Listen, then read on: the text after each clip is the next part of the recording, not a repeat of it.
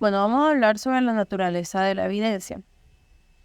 La naturaleza de la evidencia es cualquier información que el auditor utilice para determinar si la información que está auditando la empresa esté de acuerdo con los criterios establecidos.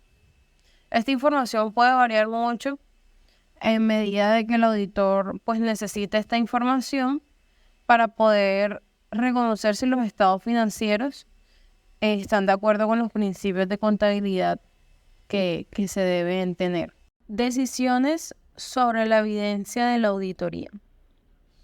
Bueno, un auditor debe tomar decisiones críticas sobre la evidencia en la auditoría para poder asegurarse de que los estados financieros que presente la entidad se estén dando con objetividad y que se obtuvo un control interno efectivo en el manejo de la empresa.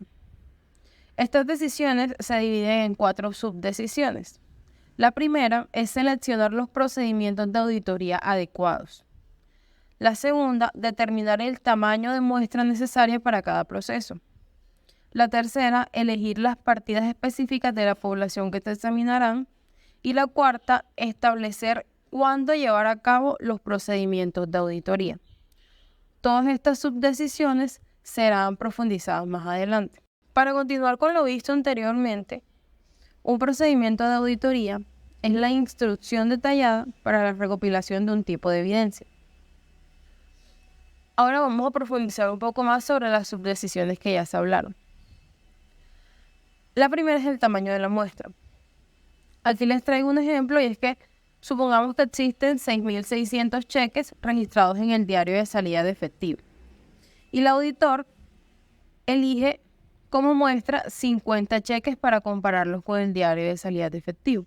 ¿Esto qué quiere decir? El auditor escoge cuál es la cantidad de la muestra que va a escoger. No es necesario coger todos los ítems o los conceptos que haya. Como el ejemplo que les acabo de dar, que son 6.600 cheques, pero el auditor escoge solamente 50. En la duración, usualmente, la auditoría de estados financieros abarca un periodo de 1 año.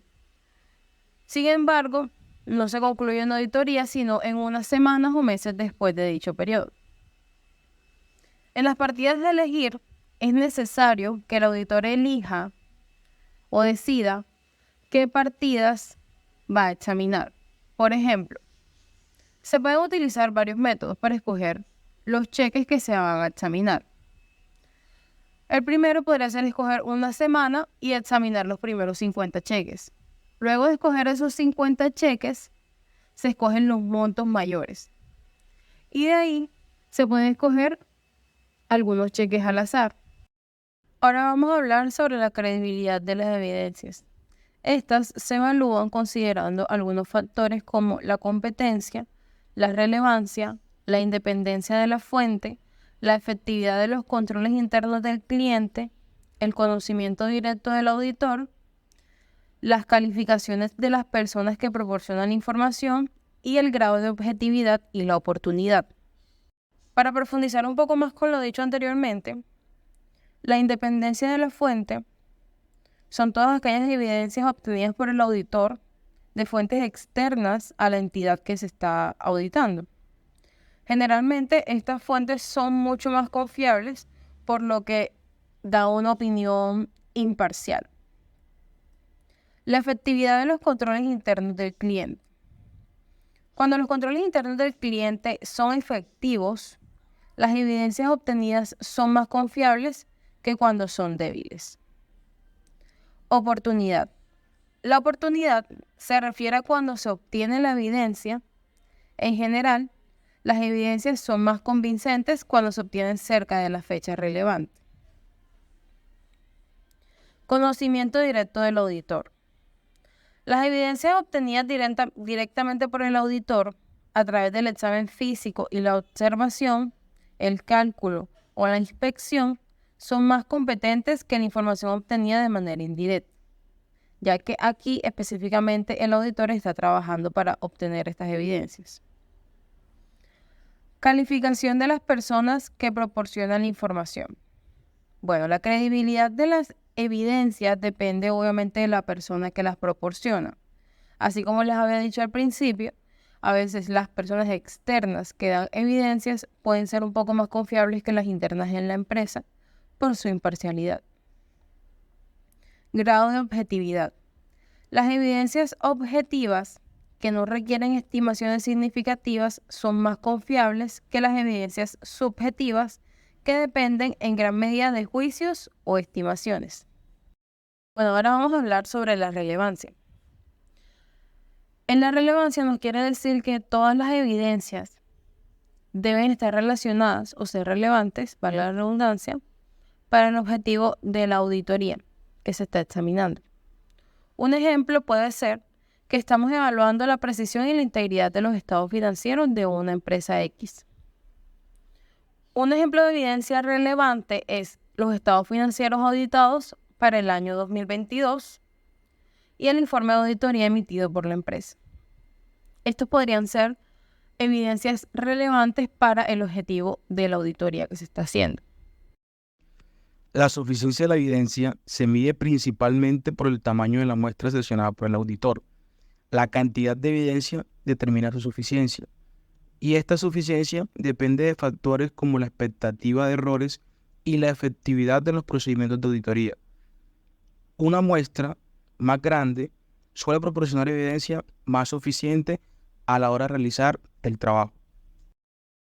Credibilidad y costo. En la toma de decisiones relativas a las evidencias de auditoría determinadas, se considera tanto la credibilidad como el costo. Es raro el caso en el que solo se dispone de un tipo de evidencia para verificar la información. La credibilidad y el costo de todas las alternativas se debe considerar antes de elegir el mejor tipo o tipos, y el objetivo del auditor es conseguir la cantidad suficiente de evidencia competente al menor costo total posible. Examen físico. El examen físico en la auditoría implica la inspección o conteo de activos tangibles, como inventarios, efectivo, valores y activos fijos.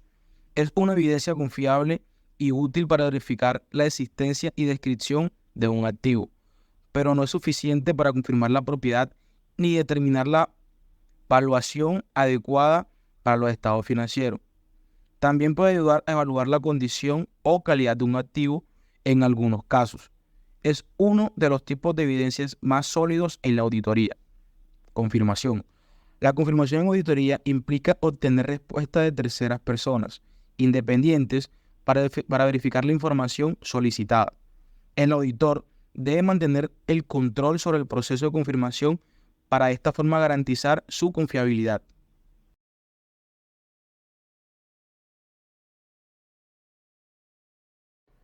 Bueno, ahora hablamos de la documentación. Pues la documentación es un tipo de evidencia que se utiliza en las auditorías para apoyar la información que es o debe ser incluida en los estados financieros.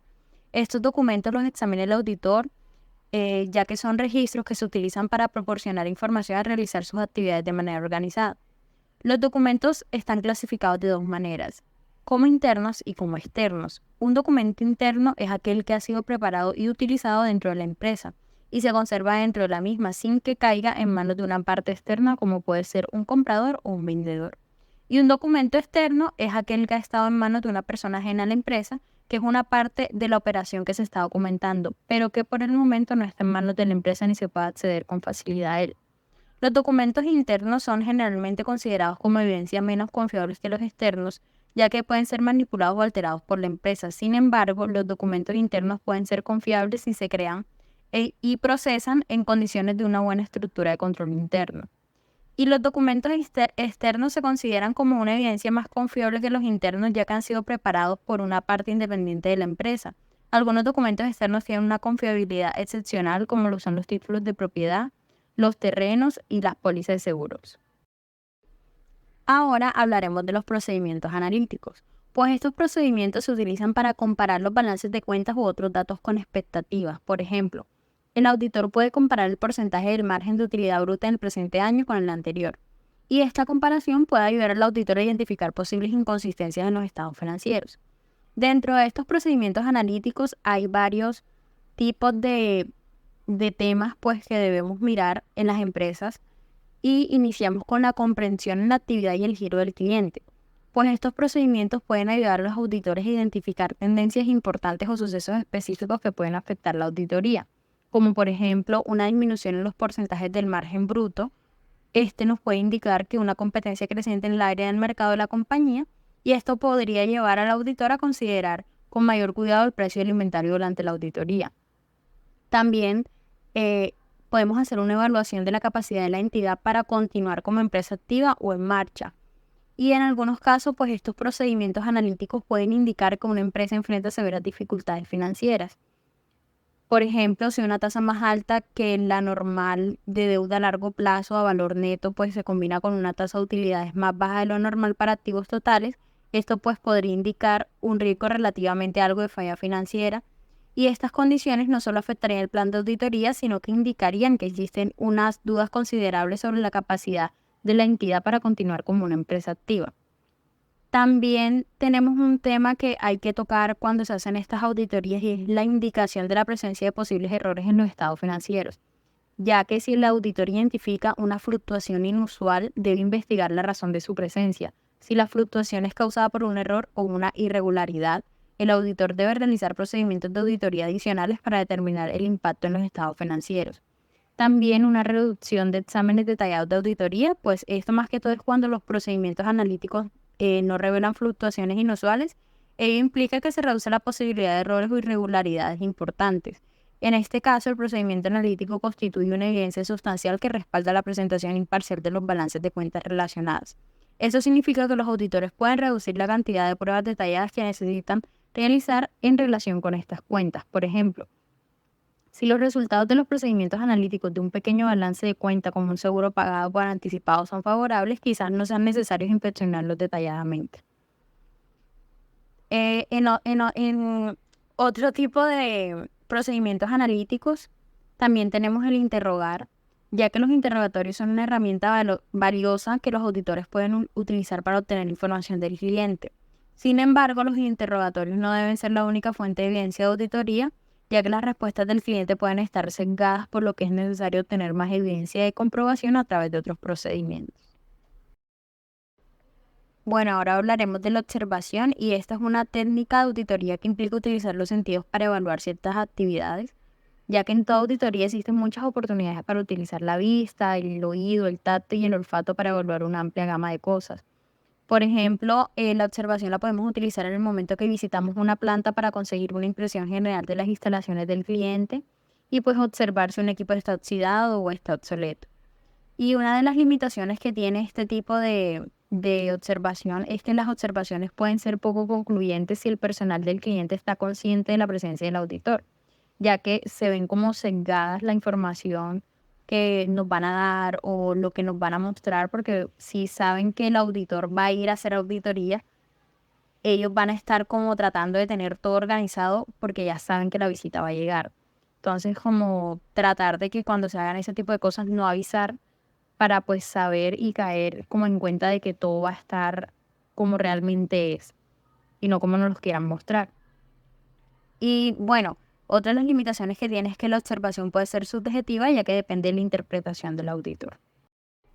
Ahora hablaremos de la competencia y los tipos de evidencia.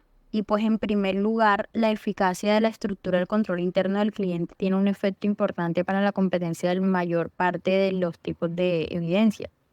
Por ejemplo, la documentación interna de una compañía con un control interno eficaz es más confiable porque los documentos tienden a ser más precisos. En segundo lugar, pues tanto como el examen físico como el de desempeño tienden a ser muy confiables si la estructura del control interno es eficaz. Y en tercer lugar, un tipo específico de evidencia rara vez es suficiente en sí mismo para proporcionar evidencias competentes y satisfacer cualquier objetivo de auditoría.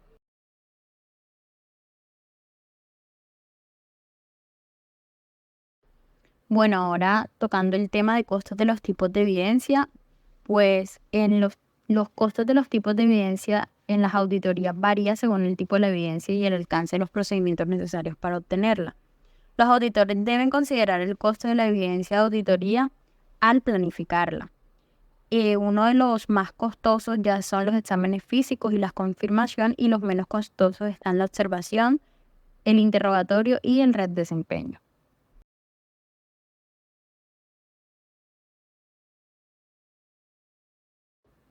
Bueno, con la documentación de la auditoría, pues de acuerdo con las normas de auditoría, la documentación de la auditoría es el principal registro de los procedimientos de la auditoría aplicables, evidencia obtenida y conclusiones alcanzadas en la participación.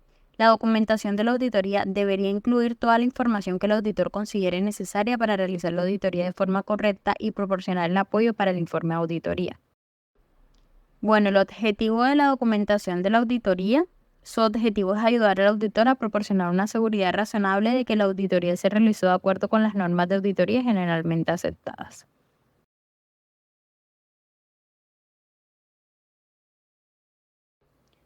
Propiedad de los archivos de auditoría. Bueno, son propiedad del auditor la documentación de auditoría preparada durante su cargo en la compañía. Esto incluye los calendarios elaborados por el cliente para el auditor. El único momento en que cualquier persona, incluyendo al cliente, tiene el derecho legal de examinar los archivos es cuando estos son citados ante un tribunal como evidencia legal. Al momento de la terminación del contrato, los archivos de la auditoría son guardados en las instalaciones de los contadores públicos para referencias futuras. Esta propiedad de los archivos de auditoría hace referencia más que todo a los papeles de trabajo. Ya sabemos que los papeles de trabajo es como nuestro referente en cuanto al trabajo que hicimos de auditoría. Bueno, en la confidencialidad de los archivos de auditoría, pues es importante que los auditores sepan que tienen la obligación de mantener la confidencialidad de la información obtenida de sus clientes durante el proceso de auditoría, ya que la confidencialidad es importante para mantener la confianza entre el auditor y el cliente. Y si los auditores divulgaran información confidencial, su relación con el cliente se vería afectada. Y pues más que todo también podría entrar en temas legales, porque los auditores tienden a tener la información de toda la empresa, en cifras, en procedimientos. Entonces es importante que estos auditores tengan una confidencialidad máxima. Bueno, ahora hablaremos pues de los requisitos de las Sarbanes-Oxley para la conservación de los papeles de trabajo. Pues esta ley requiere que los auditores de las compañías públicas preparen y conserven los papeles de trabajo y otra información relacionada con cualquier informe de auditoría con suficiente detalle para sustentar las conclusiones del auditor, por un periodo no menor de 7 años. Esta ley castiga a quienes con conocimiento de causa y premeditación destruyen los documentos de auditoría dentro del periodo de 7 años. Y son acreedores a multas financieras y encarcelamiento por más de 10 años. Como la ley lo indica, la SEC ha emitido algunas normas con respecto a la conservación de los registros de auditorías y revisiones que los auditores de las compañías públicas requieren, y la documentación es la siguiente. Iniciamos con los papeles de trabajo u otros documentos que formen la base de la auditoría de los estados financieros anuales de la compañía o la revisión de los estados financieros trimestrales de la misma. Seguimos con los memorandos y correspondencias, comunicados, otros documentos y registros, incluyendo los electrónicos, que cumplan con los siguientes 2 criterios. El primer criterio es que los materiales se crearon, enviaron o recibieron en conexión con la auditoría o la revisión. Y el segundo criterio es que los materiales contienen conclusiones, opiniones, análisis o información financiera relacionada con la auditoría o revisión. Archivos permanentes. Tiene como objetivo contener los datos de naturaleza histórica o continua relativos a la presente auditoría. Estos archivos proporcionan una fuente conveniente de la información sobre la auditoría que es de interés permanente. De un año al otro, los archivos permanentes comúnmente incluyen los siguientes: resúmenes o copias de documentos de la compañía, análisis de años anteriores de cuentas que tienen importancia perdurable para el auditor, información relacionada con el conocimiento de la estructura del control interno y la evaluación del riesgo de control, los resultados de procedimientos analíticos de auditorías de años anteriores. Les voy a mencionar algunos ejemplos de archivos permanentes. Un archivo permanente en auditoría es el contrato social de una empresa. Este documento contiene información importante sobre la estructura legal de la empresa, como su tipo de sociedad, su capital social, sus socios, etc. Esta información es relevante para las auditorías financieras, ya que puede afectar la forma en la que se presentan los estados financieros. Otro ejemplo de archivo permanente es el organigrama de una empresa. Este documento muestra la estructura organizacional de una empresa, incluyendo sus departamentos, divisiones y funciones. Esta información es importante para los auditores de control interno, ya que ayuda a los auditores a comprender la forma en la que la empresa está organizada y cómo se controlan sus procesos. Continuamos con los contenidos y organización de los papeles de trabajo. Bueno, Iniciamos con los estados financieros e información de la auditoría. Balance de comprobación de trabajo, asientos de ajustes en el diario, pasivos financieros contingentes, operaciones, pasivos financieros y acciones, activos, procedimientos analíticos, pruebas de control, control interno, información general, programas de auditoría y por último tenemos archivos permanentes. Archivos presentes. Todos los documentos de trabajo aplicables al año al que se está auditando. Existe un conjunto de archivos permanentes para el cliente y un conjunto de archivos presentes para las auditorías de cada año. Los tipos de información que se incluyen en el archivo presente se describen brevemente en la siguiente sección, que son programas de auditoría, información general y balances de comprobación. Tengo unos ejemplos de archivos presentes. Uno de ellos es que el archivo presente en auditoría es el informe de auditoría del año anterior. Este informe contiene la opinión del auditor sobre los estados financieros del año anterior. Este informe es de suma importancia para los auditores actuales, ya que pueden ayudar a los auditores a identificar áreas de riesgo potencial. Otro ejemplo de archivo presente es el programa de auditoría del año actual. Este programa es un documento conjunto que establece los procedimientos de auditoría que se pueden utilizar para evaluar los estados financieros. Esta información es importante para los auditores ya que les ayuda a planear y a realizar las auditorías de manera eficaz.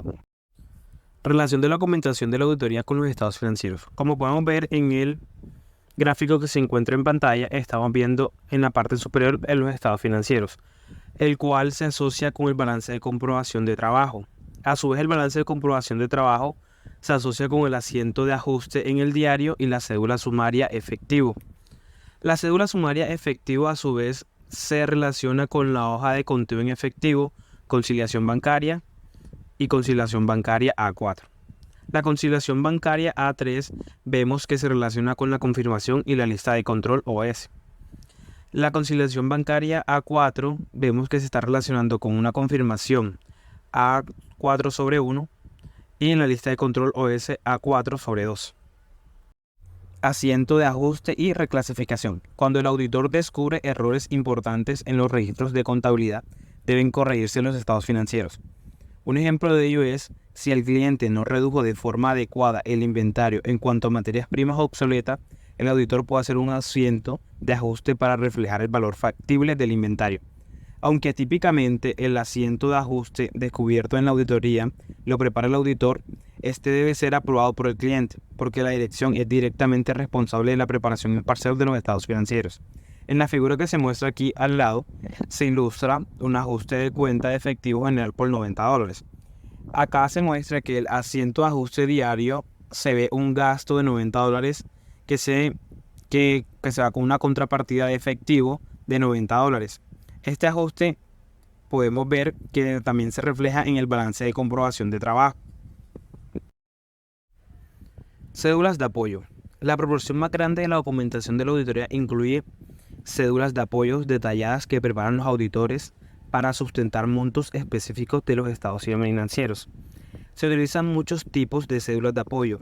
El uso del tipo adecuado para determinar aspectos de auditoría es necesario para documentar la precisión de la auditoría y para cumplir con los objetivos de la documentación de auditoría. Un ejemplo sería que una empresa está siendo auditada por un auditor externo. El auditor está evaluando la cuenta de inventario. El auditor prepara una cédula de apoyo para documentar los procedimientos de auditoría realizados y los resultados obtenidos. La cédula de apoyo contiene título, fecha, descripción, procedimientos. Entre los procedimientos, él podría incluir revisión de la política de inventario de la empresa, revisión de los riesgos contables del inventario, observación del conteo físico del inventario. En los resultados se podría obtener resultados como la política de inventario de la empresa es adecuada, los riesgos contables del inventario son completos y exactos, y el conteo físico del inventario se realizó de manera adecuada en el procedimiento establecido. Otros ejemplos de las cédulas de apoyo vendrían siendo como las cédulas de apoyo para cuentas por cobrar, cédulas de apoyo para las cuentas que tiene la empresa por pagar, etc. Hay diferentes tipos de cédulas. Existen las cédulas sumarias. Son las cédulas que resumen la información de varias cédulas en detalle. Cédulas analíticas. Son las cédulas que proporcionan información detallada sobre un saldo o transacción en específico. Las cédulas de comprobación son cédulas que se utilizan para verificar la exactitud de los saldos, y las cédulas de observaciones son cédulas que se utilizan para documentar las observaciones que tiene el auditor.